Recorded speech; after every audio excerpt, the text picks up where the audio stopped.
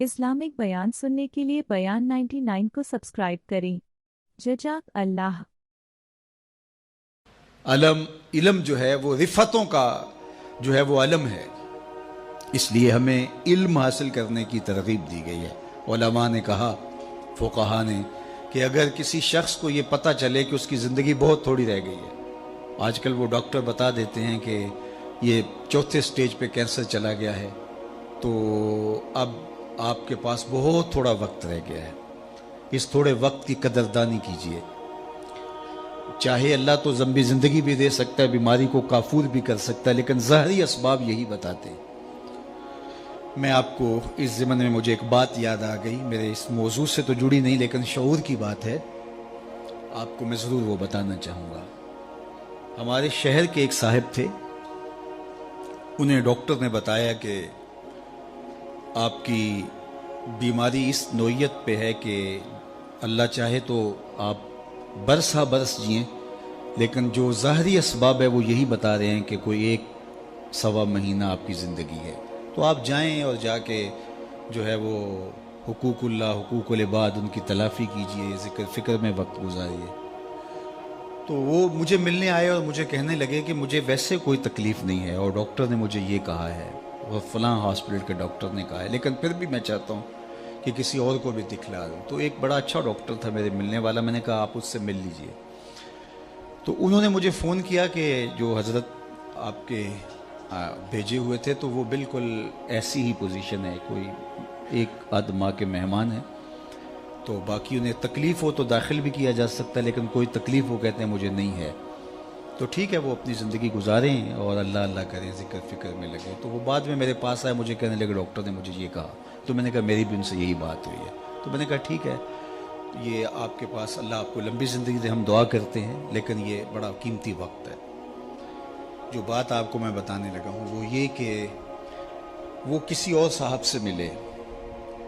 आप उन साहब को भी जानते हैं, जो जिनका मैं जिक्र कर रहा हूँ उनको आप सिर्फ उलमा जानते होंगे, बाकी नहीं जानते, लेकिन जिसका मैं जिक्र करने लगा हूँ उसको आप सारे जानते हैं, वो भी एक आलिम दीन है। उन्होंने कहा कि आप फ़लाँ जगह पे चले जाएं, फ़लाँ साहिब दम करते हैं तो उससे आपको आफाका हो जाएगा। तो मैं उनको, मेरे वो बड़े मिलने वाले हैं, तो मैं उनको फ़ोन कर देता हूँ। तो वो साहिब वहाँ चले गए और उन्होंने जाके जब स्पेशल टाइम दिया और उन्होंने जो है वो कहा कि डॉक्टर झूठ बोलते हैं, आप बिल्कुल ठीक हो जाएंगे। बड़ा उनको जो है वो तसल्ली दी और साथ दमशम भी किया। जब वो वापस आ रहे थे तो बहुत ज़्यादा खुश थे, चूँकि एक तो बीमारी थी, फिर डॉक्टर्स ने कहा था 1-1.25 महीना आपके पास है। तो अब ये मुझसे पूछा तो मैंने भी कहा, दूसरे डॉक्टर से सेकंड ओपिनियन लिया तो उसने भी यही कहा, लेकिन ये पहला शख्स था जिसने उनको रिलैक्स कर दिया, बिल्कुल आप परेशान ना हो, ख़त्म। अब वो वाकई वो उनको लगा कि मैं तो, चूँकि एक बोझ था ना, नफसियाती बोझ, वो उतर गया। वो गए तो वो पूरे 8 दिन जिसने मुसल्ला बिछा के अल्लाह अल्लाह करनी थी, वो उसकी तारीफ करता रहा, कितना अच्छा है, कितना फैज़ है, इतना हुजूम था। पूरे 8 दिन बाद फिर हाज़िरी थी, फिर गया और फिर कहा क्या कैसा है, उन्होंने कहा जो बड़ा फ़र्क है। उन्होंने कहा आप बिल्कुल ठीक हो जाएंगे। फिर दूसरा दम डाल दिया। तो अगले 8 दिन भी वो उसकी तारीफ करते रहे। फिर अगले हफ्ते गए, चौथे हफ्ते वापस आ रहे थे, राह वाली तबीयत ख़राब हुई, फिर उनका इंतकाल हो गया। तो मुझे खबर मिली और मुझे सारा वाक़या किसी ने सुनाया। तो मैंने कहा उस जालिम ने 1 महीने उस शख्स ने जो अल्लाह का जिक्र करना था वो छीन लिया उससे। उसने जो मुसल्ला बिछा के जो है वो अल्लाह से लो लगानी थी वो छीन ली। इसीलिए फासिकों के पास, ऐसे लोगों के पास जाने की ये कम नहुसत है। बात समझ आ रही है? ये कम नहुसत है। और उसने जो हुकूकुल इबाद की तलाफी करनी थी, जाहिर जिंदगी गुजरी है, कोई किसी से सख्ती तलख बात हो जाती है तो किसी से जा कहना था मियाँ मैं तो मेहमान हूँ, मुझे माफ़ी दे दे, तो वो हक भी सच लिया। वो पूरा महीना सवेर से शाम तक, वो जुमा भी पढ़ाते थे वो साहब, मैं नाम नहीं लेता, तो जुमे में भी उन्होंने तज़किरा किया कि वो बड़ा फैज़ है यार, मुझे तो बड़ा फ़ायदा हो गया। हुआ क्या कि वो नफसियाती बोझ उतर गया और हुआ वो जो डॉक्टर ने बताया था। तो वो उससे अल्लाह का जिक्र छीन लिया। یہ بڑی باریک چال ہوتی ہے، تو اس سے ہمیں پناہ بھی مانگنی چاہیے۔ ایک صاحب تھے، وہ عیسائی ہو گئے ایک زمانے میں، اور تھے وہ امام مسجد، تو وہ تقسیم ہند سے پہلے کی بات ہے، اور وہ سیالکوٹ کا علاقہ تھا۔ تو کچھ علماء علاقے کے گئے، جا کے اس کو کہا کہ یار ہمیں بتاؤ نا کیا ہوا، کون سی دلیل تمہیں اچھی لگی اور تم نے اسلام چھوڑ دیا؟ تو اس نے کہا کہ میں ایک دن فجر کی نماز پڑھانے کے لیے آیا، سخت جھاڑے کا موسم، تو زمانے میں وہ ہیٹر شیٹر تو مسجدوں میں ہوتے نہیں تھے، تو بڑی مشکل سے وضو کیا تھا، کنویں پہ جا کے پانی نکالا، وضو کیا، اور میں جو ہے وہ ٹیک لگائے ایسے تھا، تو میری آنکھ لگ گئی، ادھر اقامت ہو گئی۔ تو اب اگر میں وضو کرنے جاؤں تو ویسے نفس بھی نہیں مان رہا تھا، اور نمازیوں کا اپنا پریشر ہوتا ہے، تو میں اٹھا اور نماز پڑھا دی، لیکن میرے دل میں بڑا ڈر لگا کہ میں نے مصلی رسول کی توہین کی ہے، تو میرے اوپر کوئی عذاب آئے گا، لیکن سارا دن گزر گیا، کوئی عذاب نہیں آیا۔ پھر اگلے دن، اس سے اگلے دن، پھر آہستہ آہستہ میرا یہ معمول ہونے لگا کہ میں ایسی نماز پڑھا دیتا۔ ایک دن میں جنابت سے تھا، اور میں ہمت کر لی اور مصلی پہ کھڑا ہو گیا اور نماز پڑھا دی، لیکن آج میں ڈرا کہ آج کوئی قہر کی بجلی ٹوٹے گی اور آج میرے اوپر عذاب آئے گا، لیکن سارا دن گزر گیا۔ شام میں نے فیصلہ کیا اسلام دین ہی سچا نہیں ہے، تو میں نے اسلام چھوڑ دیا۔ تو علماء نے کہا تو کہتا ہے میرے اوپر عذاب نہیں آیا، اللہ نے اپنا دین چھین لیا۔ تو سمجھتا ہے میرے اوپر عذاب کوئی نہیں آیا، اللہ نے اپنا دین چھین لیا۔ اللہ کسی سے توفیق سلب کر لے، یار تھپڑ تو اس کو ماریں گے نا، اس بچے کو جس کو آپ داخلہ جس کا ختم نہیں کرتے، کان تو اس کو پکڑائیں گے جس کو آپ کا اپنا بچہ سمجھیں گے، اور جس کو آپ نکال ہی دیں گے، نہ اس کو تھپڑ ماریں گے، نہ اس کو سزا دیں گے، نہ اس کو کان پکڑوائیں گے، نہ اس کو فائن کریں گے۔ فائن تو اسی کریں گے جس کو اپنا سمجھیں گے۔ تو اگر ٹانگ ٹوٹ جائے، کوئی اور نقصان ہو جائے، تو یہ تو اللہ کا ایک پیار کا روپ ہے کہ وہ تجھے سمجھاتا ہے، تنبیہ کرتا ہے تجھے، لیکن اس نے تجھ سے اپنا دین ہی چھین لیا، اس سے بڑا عذاب کیا ہو سکتا ہے؟ تو میں آپ سے یہ کہوں گا، ان عاملوں سے بچو، اتنی باریک چالیں ہیں ان کی۔ اور اب ہوا کیا کہ ان کے اوپر ایک نفسیاتی بوجھ تو تھا کہ 1 مہینہ میری زندگی ہے، تو اس نے وہ اتار پھینکا، ہو کچھ نہیں ہوگا آپ کو، تیرے پاس کیا دلیل ہے کہ کچھ نہیں ہوگا؟ تو جو ہے وہ اس کا وہ بھی، اور اس کا جو مہینہ تھا اللہ کے ساتھ لو لگانے کا، وہ اس فاسق فاجر اس عامل کی تعریف میں گزر گیا، حتیٰ کہ وہ درمیان میں جو 3-4 خطبات جمعہ آئے، اس کے اندر بھی جو ہے وہ اس کا ذکر چلتا رہا۔ تو اب یہ دیکھیے کہ یہ جہالت جو ہے وہ کہاں تک جاتی ہے۔ تو بات کر رہا تھا کہ شعور کا نور اللہ تعالیٰ عطا فرمائے تو پھر منزل آگے بڑھتی ہے۔ تو اگر آپ مجھے اسلام کا دوسرا نام پوچھیں تو اسلام کا دوسرا نام دین علم ہے۔ اللہ کے محبوب علیہ السلام نے احد کے موقع پہ جب 70 صحابہ شہید ہوئے تھے، تو اس وقت جب تدفین کا مرحلہ آیا تو حضور پوچھتے تھے کس کے سینے میں قرآن کی آیتیں زیادہ ہیں، اس کو آگے دفن کیا جاتا تھا۔ یعنی دنیا میں بھی وہ آگے اور دین میں بھی وہ آگے۔ ڈاکٹر غلام جیلانی برق نے اپنی کتاب میں لکھا کہ کسی جگہ پہ کوئی تقریب تھی، تو جو آگے والی رو تھی کرسیوں پہ کہ وہاں ڈی ایس پی صاحب کو، وہاں اس طرح کے عہدیداروں کو جو منصبدار ہیں، انتظامی امور کے ماہر جو ہیں وہ بڑے، ان کو بٹھایا گیا، اور پیچھے والی جو ہے وہ رو تھی، وہاں ٹیچرز کو، ہیڈ ماسٹر، پروفیسر وغیرہ کو بٹھایا گیا۔ تو وہاں سے جو واپس آئے تو انہوں نے جو ہے وہ اپنی کتاب میں اس کا ایک ذکر کیا ہے، تو وہ کہتے ہیں کہ یہ قوم آگے نہیں بڑھ سکتی، یہ قوم آگے نہیں بڑھ سکتی۔ کیوں نہیں آگے بڑھ سکتی؟ کہا کہ ایک پروفیسر کو دوسری رو میں بٹھایا جائے اور دوسری جانب جو ہے وہ ایک انتظامی سربراہ کو آگے بٹھایا جائے تو یہ قوم کیسے آگے وہ اس پہ رو رہے تھے۔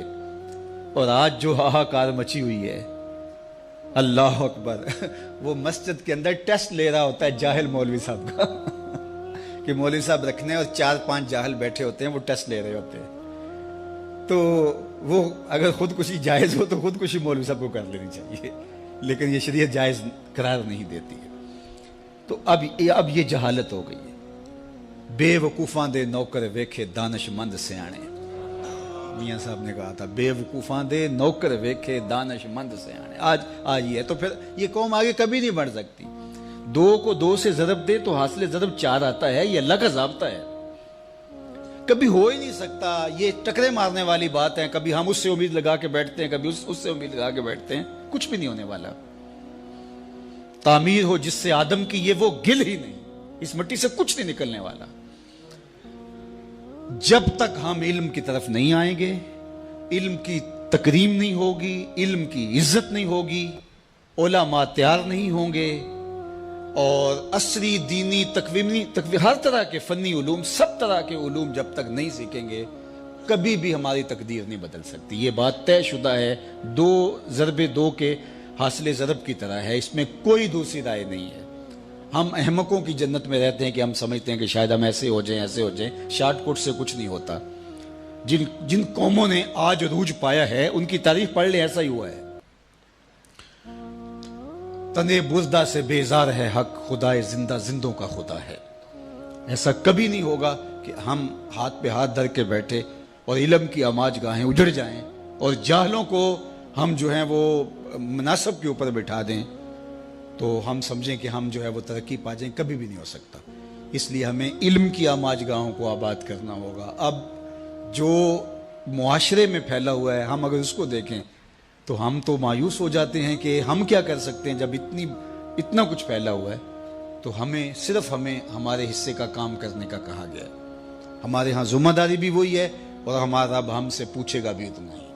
اس لیے جو میری ذمہ داری ہے میں اس کو نبھاؤں اور جو آپ کی ذمہ داری ہے اس کو نبھائیں.